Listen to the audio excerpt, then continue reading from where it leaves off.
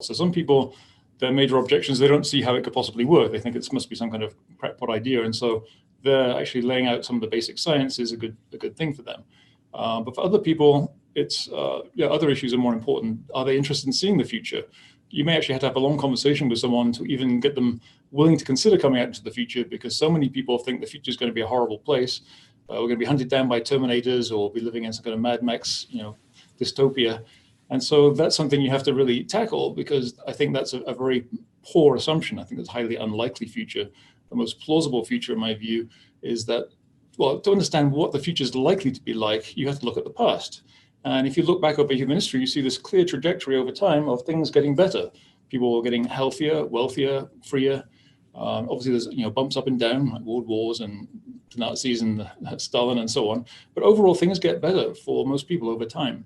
And I like to give people say, well, I don't believe that, because the past was this wonderful, romantic, idyllic place. So I ask them, well, okay, let's go back. If there's a woman in the audience, let's go back to 1900. You can't own property anymore. You're basically the property of your husband. You don't get to vote. How about that? You like that? No, not so much. Let's go back a little bit further. We have no anesthesia. You're going to have that tooth pulled out or your arm cut off. There's no anesthesia, and also no antiseptic. So you're probably going to die of infection when we do that. Do you want to live in that time? Well, maybe not so much. Or anybody who's not, white or of their local origin, should we go back a little bit further, 1850 or earlier? And now we have slavery. Is that a great thing? Well, maybe not so great. So actually, if you really look at history, including levels of violence, things have gotten better over time. We love to decry the present and how we're doomed and everything's going to hell, but people have been saying that forever, and it's getting less true all the time. So on that basis, I would argue that the future is going to be a pretty decent place, most likely. It won't be perfect, it won't be utopia, but it's a world worth living in.